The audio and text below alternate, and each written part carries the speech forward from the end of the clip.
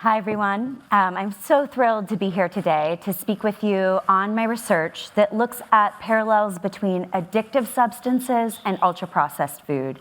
And my article for the BMJ special issue is Social, Clinical, and Policy Implications of Ultra-Processed Food Addiction. So I like to start my talks by taking a moment to think about how we create any addictive substance. I think the first thing to really note is that addictive substances are not naturally occurring. They're all the result of us taking something from nature that has some sort of reinforcing property and processing it and refining it so it delivers a potent dose at a high level rapidly to the brain. And so what I have behind me here is a tobacco leaf that has nicotine in it. No one kind of consumes a pure tobacco leaf in this form. But when you process it and cure it and dry it and roll it up and smoke it, it rapidly delivers nicotine into the brain, and people will become addicted to that. And people have been doing that hand-rolling tobacco cigarettes for a very, very long time.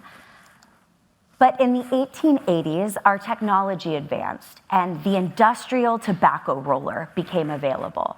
And all of a sudden it went from hand rolling, 2 or 3 cigarettes a minute to being able to industrially produce thousands of cigarettes. This allowed for big business to get into the nicotine market, to get into the cigarettes. And it made cigarettes cheaper, more accessible, and for people to make a lot of money off them. And as cigarettes became big business, they really became ultra-processed. Cigarettes aren't just nicotine, they have 4,000 chemicals in them. And the majority of those chemicals are actually, and additives, are about flavor. The #1 additives are things like cocoa and sugar and menthol, so the taste of this cigarette is really palatable. When this changed, when these ultra-processed cigarettes became cheap, easily accessible, heavily marketed, we saw an over 1,000% increase in cigarette use and the diet-related disease epidemic that came with that. So let's think a moment about what we've done to our food supply. That reward system that nicotine employs to have its addictive effect is really shaped by our evolutionary pressure to need enough calories to survive. And because of that, our reward system of our brain is more reactive to the content of things like sugar and fat that are calorie dense. But for much of human existence, the highest sugar reward you could get was maybe some berries, or maybe hunting down a bison to get some meat, to get your fat, or some nuts. But our technology has changed, and we've gotten very, very good at stripping out the sugars, stripping out the refined starches and carbohydrates and the fats, and putting them in their most pure and refined options. And then what we've done is industrially, effectively create cheap variabilities of these sorts of ultra-processed foods that deliver unnaturally high doses of very rewarding food ingredients like sugar and fat at a rapid rate. And they're amplified by flavor profiles such as kind of a burning flavor like flaming hot Cheetos, or different vanilla notes, which are cheap and effective and really amplify the flavor profile of these sorts of products. Our brain never evolved to handle the reward profile of these sorts of highly rewarding processed substances. And the parallels really don't end there. In the 1980s through the 2000s, it was actually big tobacco that was the biggest creator, producer, and marketer of processed foods in the world. Philip Morris and R.J. Reynolds bought up big food companies starting in the 70s through the 1980s, right at the time we started to see the obesity epidemic really take off in the US. And there's evidence from a paper that was just published by my colleague at the University of Kansas, Tara Fazzino, finding that the tobacco-owned food companies explicitly created more hyper-palatable food products in their portfolio and marketed those more aggressively. And so when we think of the sorts of highly rewarding ultra-processed foods that I'm talking about, they really were in many ways shaped, created, designed, and pushed out into the market by Philip Morris, R.J. Reynolds, and Big Tobacco. Those big tobacco companies divested in the 2000s when the rest of the kind of critiques of public health in the food world were catching up. But there's evidence that all the non-tobacco food companies kind of saw what worked for them and kind of hyper-engineering their foods, and they did the same profile. So as these sorts of highly rewarding foods have been flooding the market, and we're seeing that people are aware that many of these foods are not great for their health, but they're still finding that they're unable to quit, they're unable to cut down. There's been an increased interest in whether there's an addictive process here. And so here's a figure from our BMJ paper showing that there really wasn't a lot of work looking at the idea of food addiction in the early 2000s, but it's really skyrocketed recently with over 100 articles published per year now. So how would you define or operationalize whether someone is showing an addictive sort of response to these highly rewarding ultra-processed foods? Most people drink alcohol. How do we distinguish between somebody who's a social drinker or somebody who actually has an addiction to alcohol? And our traditional diagnostic profiles have really used the same sort of criteria, whether we're talking about nicotine or alcohol or heroin as the addictive substance. Right now, we look at 11 kind of behavioral criteria, and we look at phenotypic indicators like a loss of control over consumption, intense, almost irresistible cravings, an inability to cut down despite a desire to do so, continued use despite negative consequences, that you have tolerance, that you almost need more and more of the substance to get the same reward effect, or withdrawal, that when you try and cut down, you'll often feel irritable, agitated, depressed, and have these heightened cravings. Right now, what we have done, and we did our first version in 2009, is we just took these diagnostic criteria that we use for every substance use disorder, and we applied it to the substance of highly rewarding processed foods. That's the Yale Food Addiction Scale. This scale has 35 items, and it has 2 scoring options. There's a symptom count that tells you whether you have 0 to 11 symptoms, and also a diagnostic threshold that mimics the diagnostic threshold for substance use disorders, which is 2 or more symptoms in the past 12 months, plus clinically significant impairment or distress. This scale has now been validated extensively and has been translated to over a dozen different languages and has been done in every country or every continent in the world. So I wanted to give you a little bit of a sense of what the lived experience is for people who've come into our lab that we've done qualitative interviews with.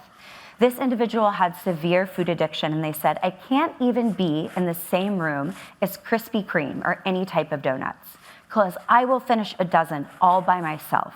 And I'm a type 2 diabetic, so that could kill me. And I know that. And I know that I shouldn't be eating all of those. I shouldn't be eating one, let alone a whole dozen. But for some reason, I just can't stop. So if I replace this in my head with, I have lung cancer and I shouldn't be smoking one cigarette, let alone the whole pack. I know it's going to kill me, but I just can't stop. I would hear that and clearly hear the addictive process. We hear this repeatedly, but when the substance is these highly rewarding ultra-processed foods. A current meta-analysis based on hundreds of global studies have estimated what we think the current prevalence is of this food addiction based on the Yale Food Addiction Scale. In clinical samples of adults who might be coming to your clinic for treatment for things like weight loss, we see that about 1 out of every 3 are meeting this food addiction diagnosis criteria. If we just looked at a community sample of adults, a non-clinical population, it's about 14%. That's very similar to what we see with other legal and easily accessible substances like alcohol, where about 14% of people have an alcohol use disorder. But something that is unique in the context of food relative to other addictive substances is what we see in children. We know that children are more vulnerable in their reward mechanisms, how emotional they are, so typically we protect them against exposure to and marketing for addictive substances. we're finding in our samples that 19% of children with overweight are meeting for the food addiction cutoff. And if we just reviewed a community sample of children, about 12% of them would meet a clinically significant diagnosis for food addiction. So that sort of addictive process in children is just unheard of. And I just said food addiction to you. We called it the Food Addiction Scale when we first created it because we really felt like we didn't have good science to start to hone in on what sort of foods were really triggering this process. But since then, our lab and others have really chased down what are these sorts of attributes of foods that are most likely to be implicated in this addictive process. We know all drugs are not addictive. Your Tylenol does not appear to be addictive. But drugs that deliver an increased dose of an addictive agent like nicotine or ethanol with a rapid rate of absorption into the system, that's really key. If you do a slow release nicotine patch, it doesn't have nearly the addictive potential of a rapidly smoked cigarette. These sorts of drugs have high addictive potential. When we look at many of the ultra-processed foods in our food environment, they have high doses of rewarding ingredients like sugars and fats. And because the food matrix has been broken down, protein, fiber have been removed, they're essentially pre-digested for you, so they melt in your mouth and they're more bioavailable in the gut. We anticipated that it was these sorts of foods that had a high addictive potential. And so we did a study where we had people fill out the YFAST and then did a forced choice task to see what foods people were most likely to experience these addictive behaviors with versus those foods that they were not. And this is the least shocking slide I show in all of my research. No one has ever been like, chocolate, pizza, you're kidding me. So if you see all of these foods are foods that we commonly get through ultra-processed packages. They all have high glycemic loads. They all have high levels of refined carbohydrates. They also all are amplified by high levels of added fat. And I think this is really important because if you think of natural foods, they don't come high in both carbohydrate and fat very often. Fruits are high in carbohydrate, low in fat. Something like salmon is high in fat and low in carbohydrate. It is a unique experience of the modern food environment that our brains are getting hit by high rapid level doses of both rapid carbs and fat simultaneously. When we look at what foods people are reporting that they do not experience addictive behaviors to, it is things like beans and broccoli and brown rice and cucumbers. Again, this is not shocking. And kind of relevant to some of our conversations yesterday, some of these foods do have a high natural sugar or carbohydrate content or a high fat content, like salmon, but they're in minimally processed packages. They're not rapidly hitting the brain. They're not co-dosed together and then amplified by a bunch of additives. These are the sorts of foods we can't get people to eat enough of despite high-level psychoeducational campaigns. And so it really seems to be specific to the foods that kind of mimic the reward profile that we see with addictive drugs. Again, just to give you a sense of the lived experience and how specific it is to certain foods, this is another person with severe food addiction, and this person also has very low food security, meaning they don't have enough money to get through the month to eat. Food is a precious resource that is not available to them all that often. And they'll say, I do it all the time. Just one example is, I went to the mall, which is 30 or 40 minutes away from my house, just to get a Cinnabon, a really yummy cinnamon roll that's all sugary. And I got extra sauce on it. And if I have other foods in the house, I might have my fruits and vegetables in there, I'll still go to the store and I'll get the Reese's peanut butter cups and the Doritos or 2 or 3 Pops.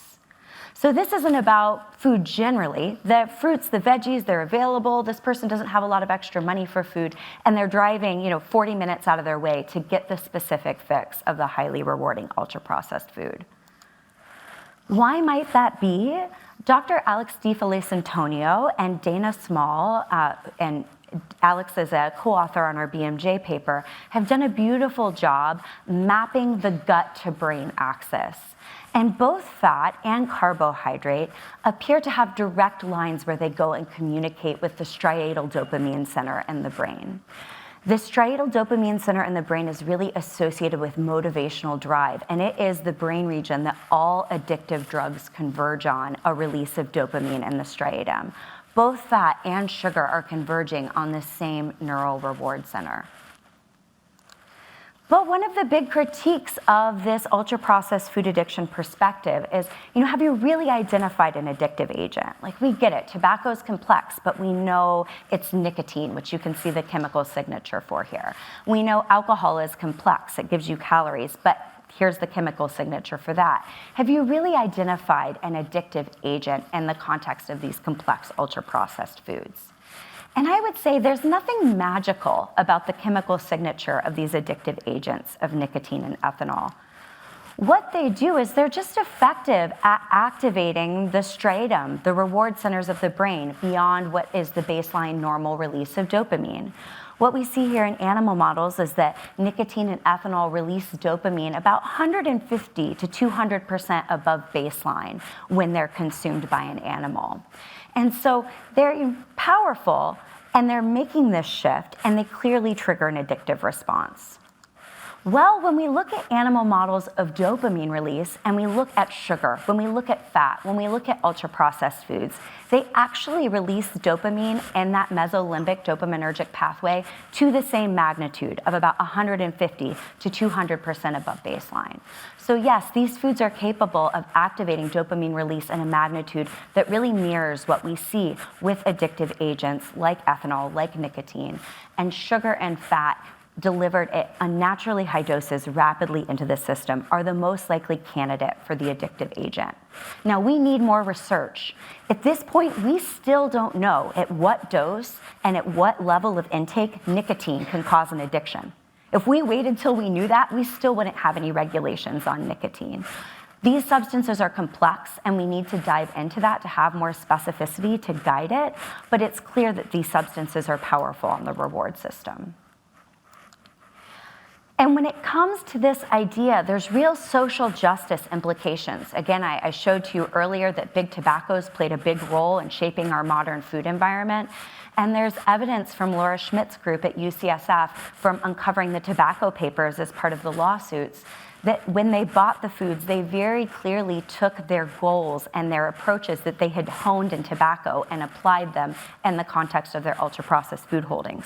They targeted children for the first time, a highly vulnerable population in our society. They also did very specific targeted advertising to racial and ethnic communities. We also see that individuals who are food insecure, who are lower socioeconomic status, are highly targeted by food marketing and have a much different and more unhealthy food environment than those of us who are more well-resourced. That's also the same playbook from tobacco. And so we really need to think about that we all have to eat. And so if the most vulnerable members of our population are only accessing calories through potentially addictive packages, that's very concerning, and we need to step in. What might this mean clinically if you're in the clinic? Right now, ultra-processed food addiction is not an official diagnosis. We're actually developing an application for the DSM right now because we feel like the science has gotten there.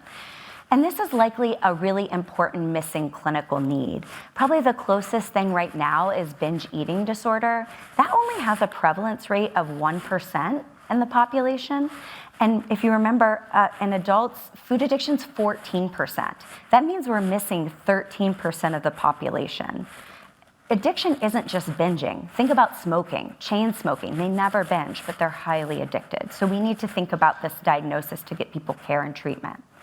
What might we do? There's emerging evidence of psychopharmacology being a good option. Naltrexone, bupropion, drugs that target reward systems, and alcohol opioid disorders seem to have some effect on intake of ultra-processed foods.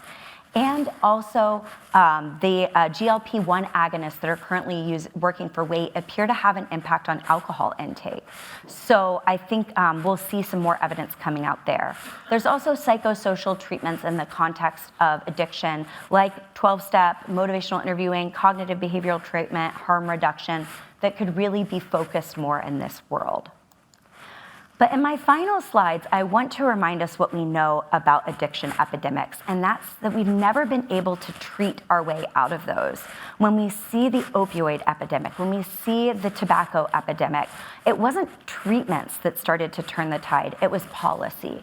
And I would argue that if these substances are truly addictive, this is going to play a key role. This is a quote from the Tobacco Institute, a tobacco front group, that said the entire matter of addiction is the most potent weapon a prosecuting attorney can have in a lung cancer cigarette case. We can't defend continued smoking as a free choice if the person was addicted. And right now we're telling people these foods are bad for you, and they're still consuming them even when they're having negative consequences. And we're too easily stuck in the narrative that it's just their fault. But if these foods have been engineered in a way to maximize craveability and trigger addictive responses, that really changes potentially the narrative and the culpability. And what we've seen in addictive disorders is that it takes multi-pronged policy action that targets multiple aspects of the environment. All of these policy aspects are things that we have employed in the context of addictive drugs to shift that have also been now instituted in different countries around the globe in the context of the food environment.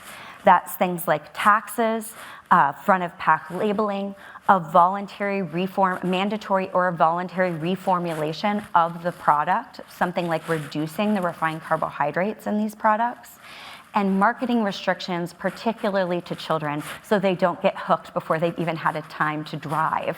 So really kind of focusing on children is really, really key. I want to thank you all for your time and my co-authors on this article, my funders. And if you're interested in the scales I talked about today, they're free and accessible at our lab website, where we have a little simulated fast food restaurant where we tempt people with French fries and milkshakes and see what their brain does. So thank you all for your time. I really appreciate it.